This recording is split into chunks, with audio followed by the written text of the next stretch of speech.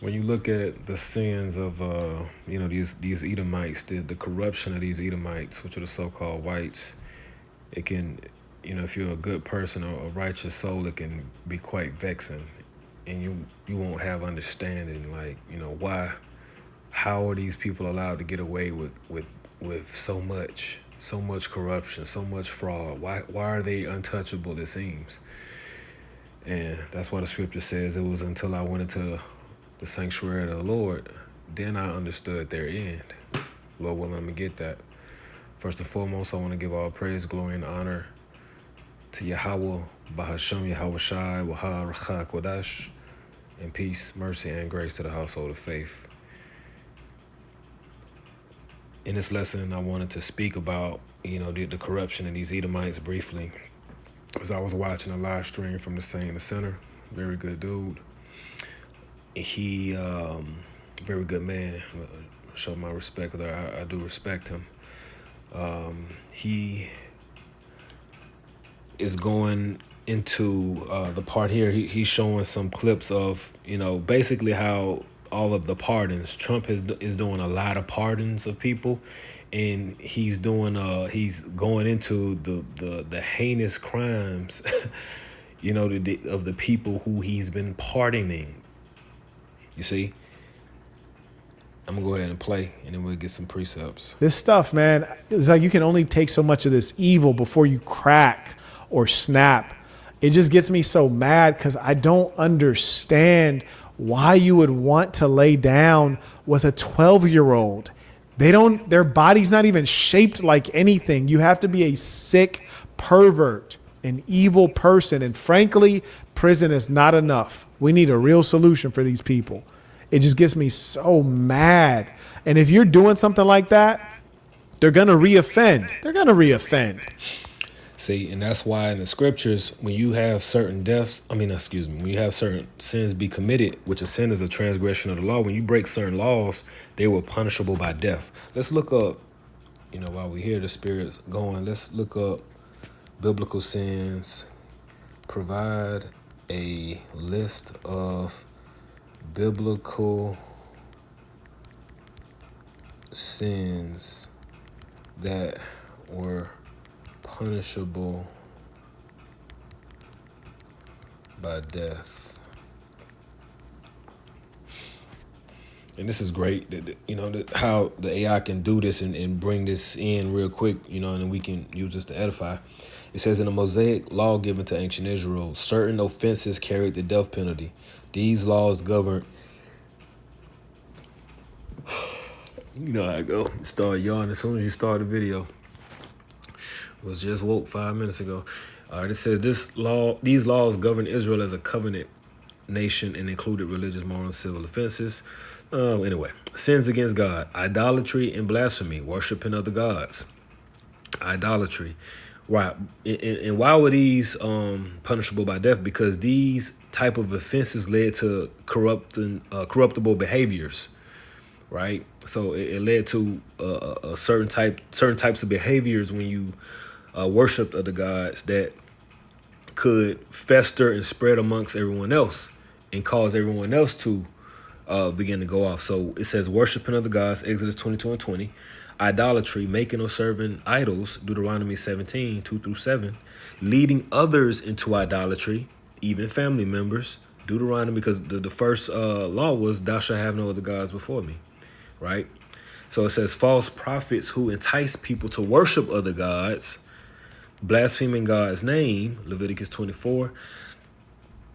Certain forms of occult practices, mediums and spiritists, practicing witchcraft, sorcery, depending on translation. So these were sins against God. These were punishable by death, right? Sabbath violations, deliberately profaning the Sabbath, which was what? Rest, the day of rest.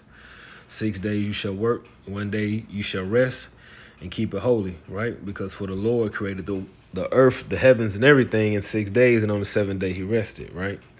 Which we know the days in represent 1,000-year periods, 1,000-year period. So 6,000 years, everything was created, and then on the there was a seven. It was a rest, a 1,000-year rest on the seventh day. So it says, example, Gathering sticks on the Sabbath, we saw that. Sexual sins, adultery, Leviticus. Incest with certain close relatives, mothers, children, you know, I think even stepdads, if I'm not mistaken. Homosexual intercourse between men, Leviticus 20. Bestiality, human or animal involved, Exodus 22. A priest's daughter committing prostitution, Leviticus 21. Excuse me. Certain cases involving a betrothed virgin and sexual immorality, Deuteronomy 22. A bride falsely claiming virginity if proven deceptive under that law. Family offenses, murder, striking one's father or mother, cursing a father or mother. You notice they put the father first. In this world, they would say mother or father. They would put the mother first. Persistently rebellious son after formal judicial processing. Kidnapping, man-stealing. Exodus 21:16, Deuteronomy 24:7. What does that say? Exodus 21. Exodus 21:16. Let's see what that say.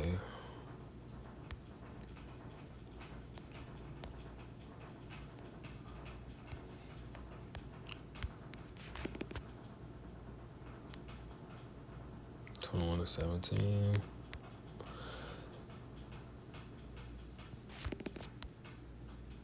No, Exodus 21:16.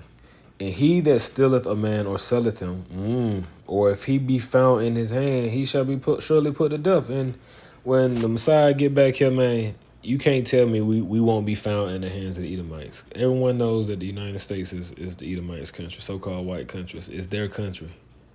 They're in all the seats. They sit in the seat when they go to represent the country and amongst other nations. You know, everybody know about white privilege. They know that they have a leg up. They know about slavery. They know that those wrongs were never corrected. You know, they never fixed it. So when the Lord get back, we're gonna be found in His hand, and we were stolen. We were sold. Come on, man, sold. Them folks was up there selling us, trading us. Continuing on. So capital offenses resulted in God's direct judgment. So we got, examples. Judicial and community offenses, giving false testimony, certain unauthorized approaches to the sin. So priestly duties. Okay, so we get the point. So certain sins were punishable by death, and in this country, they'll punish you, and then there's always some type of loophole for you to get out. Like with Trump pardoning these people. No, these people just need to be sent to the spirit world. That's it. You see? But we see what happens when the law is slacked. That's why once the law gets established via the new covenant, once it's in our bodies on this earth, there's going to be so much appreciation for it because of all of this. We see what happens without it. This is the prophet Habakkuk 1:4. Therefore the law is slacked, and judgment doeth never go forth. For the wicked doeth compass about the righteous, therefore wrong judgment proceedeth. Some of these crimes, these people don't need to be alive. They just need to be put down. You see? There needs to be different judgments for some of these offenses, but these things must be, though. So let's go ahead and I'm going to fast forward a little bit. What is the truth about what's going on? Well, and I ask because you've got credibility. You know the country, and you're spending the rest of your life defending Christians around the world. Tell me what the actual truth of Christian persecution in Nigeria is. Well, let's be very clear. Go to 350. Mr. He served a grand total of 2 weeks of his 7-year sentence before he was pardoned. 2 weeks. And of course, the former CEO of GBP Capital, he was convicted of a $1.6 billion with a B fraud. He defrauded thousands of investors, including the elderly. He served a grand total of 2 weeks of his 7-year sentence before he was pardoned. 2 weeks. And of course, a pardon wipes out all the restitution the Gentile who was convicted of the $1.6 billion fraud owed. Oh, so he gets to keep the owes money. nothing. He walked Wow. out after 2 weeks. So Damn. don't tell me this is a law and order, a law and order administration. David Gentile, the former CEO of GBP Cap. Right. See, it ain't just the administration. It's these devils, period. It's all of them. It ain't just the Trump administration. No, it ain't just, it's the Republicans. No, it's all of these devils, man. They all on this corruption. You see, let's get these precepts. And, it's way more accounts than that, because you look at the amount of people. Let's see. How many people has President Trump pardoned?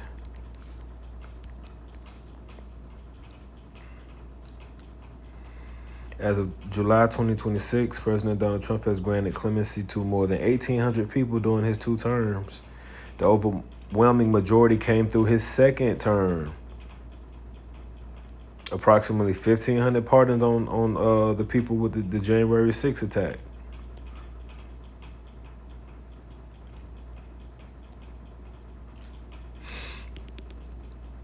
And I want to go to get these scriptures. This is Psalms 73 to begin.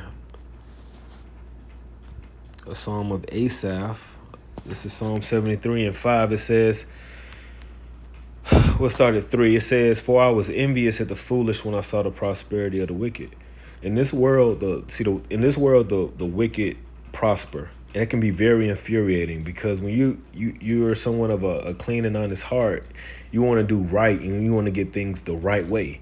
And then you just see people cheating their way through life, paying people, having the right corrections, being corrupted, being evil, being slick, sinister. It can weigh on you. It can have you considering, like, okay, is this good shit the way?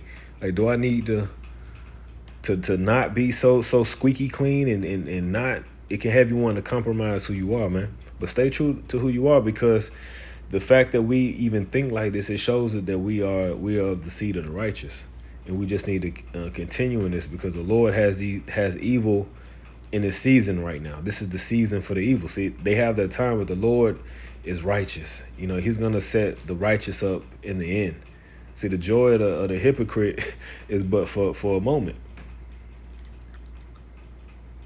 So again, Psalm 73 and 3, "For I was envious at the foolish when I saw the prosperity of the wicked. For there are no bands in their death, but their strength is firm. They are not in trouble as other men, neither are they plagued like other men." You see? They not plagued with poverty and all the effects that comes with poverty like us. You see, they not plagued with social injustices. They not plagued with discrimination, keeping them from high places. They're not in trouble as other men. They get off on cases. They get accusations and get off. Get $200,000 in donations and then beat the case. You see? Verse 6, "Therefore pride compasseth them about as a chain. Violence covereth them as a garment." And we see that the Edomites are the violent people. They always in the spirit of war, taking resources, lying and cheating, deceiving. This covers them as a garment, because this is who they are. Their eyes stand out with fatness. They have more than heart can wish. And that's the thing. The Edomites have everything, bro. They got the sword, but it's never enough. It says they are corrupt and speak wickedly concerning oppression. They speak loftily. See, they look at you oppressed Jakes and be like, you just need to work harder. You need to stop complaining about racism. You need to get your IQ up, right? You need to stop committing crimes. Stop being criminals. Let's go to Job 21, verse 7. It says, "Wherefore, or why, do the wicked live, become old, yea, and are mighty in power?" You see? Why these devils be getting to live these long ass lives? Goddamn Warren Buffett, Donald Trump. These devils get to be old as hell, man. I'm gonna read that again. Job 21 and 7. "Wherefore do the wicked live, become old, yea, and mighty in power? Their seed is established in their sight with them, and their offspring before their eyes. They got the families, family pictures, them and the husband or the man, the woman, the children, just all together. The families aren't broken. They have substance and resources and things to pass on to their children. A family house to pass down. No debt. Connections. Able to send their children to good schools. No student loan debt. It says their houses are safe from fear. Neither is the rod of God upon them. Yeah, they don't have to worry about being in these poverty neighborhoods, being around Jake. Jake will see them and won't even think twice about them. But then they'll see you and they start looking you up and down. Y'all both looking at each other like, okay, is this nigga trying to get me? They looking at you. Is this nigga trying to get me? Don't nobody even be paying attention to these mics. It says their houses are safe from fear. Neither is the rod of God upon them. Yeah, they just the rod of God. That's that mark of Cain, which I'm gonna get that script too. These some good scriptures here. Highlight this. I want to see if it cross-references Genesis. No, I don't. But like I said, neither is the rod of God upon them, because there's a mark on them. These are the spiritual descendants of Cain. This is Cain back in the flesh. This is Genesis 4:15. It says, and Yahweh said unto him, therefore, whosoever slayeth Cain, vengeance shall be taken on him sevenfold. And the Lord set a mark upon Cain, lest any finding him should kill him. Right, so he pretty much set it up to where Cain would be reserved. And the scriptures never really make an account of the Lord dealing with Cain. We know the flood happened, but the flood didn't happen because of Cain. It happened because of the sons of God going off, right? But the Lord never really addressed Cain, and that's coming because Esau, you read up a verse. This is the spirit of Esau too. It started 13. And Cain said unto the Lord, my punishment is greater than I can bear. So he complaining after he was being a damn a wicked man, murdering the brother, being jealous, being evil, wanted to get away, get his brother from around, wanted to eliminate him so that his brother couldn't be a witness, right? Behold, thou hast driven me out this day from the face of the earth, and from thy face shall I be hid, and I shall be a fugitive and a vagabond in the earth. He'd be everywhere. That's why he can't just stay still in his country. He got to go everywhere. And it shall come to pass that everyone that findeth me shall slay me. So the Lord say, no, we going to make sure you're okay. We going to keep that. I got plans for you, because the Lord declared the end from the beginning. So he wanted the spirit of these devils to be preserved. And we see this same mark upon Esau today. That's why you try to come up against Esau like that recent case. I think that was what's the guy's name who stabbed this Edomite? It's a recent case, like the last 30 days, but he ended up getting found guilty. You can't be out here stabbing no Edomites and thinking you about to get off, man. And if you do, they gonna come back for you. Last precept, 2 Thessalonians. These devils is protected, man. These devils got a mark of protection on their asses, man. Because the Lord is gonna get them. He gonna get them good too, man. 2 Thessalonians 2:7. For the mystery of iniquity doeth already work. Only he who now letteth will let, until he be taken out the way. Man, these devils need to be taken out the way. But the Most High, Yahweh Shem Yahushua, is letting them do what they're doing. Because these devils are the sword. The devils are an instrument of the Most High on this earth. And he's allowing this shit to happen until he's ready to take it out, which is that measure that we're waiting on. Because the scriptures talk about that the measure won't be stirred until that measure is like basically fulfilled. So when you go to 2nd Esdras 4, I want to say around 37. It says, by measure hath he measured the times, and by number hath he numbered the times. Right. He numbered the times by the kingdoms. Esau is the end of the world. Esau's kingdoms are the last kingdoms, beginning with the Greeks, extending to the Romans, then extending to Babylon the Great.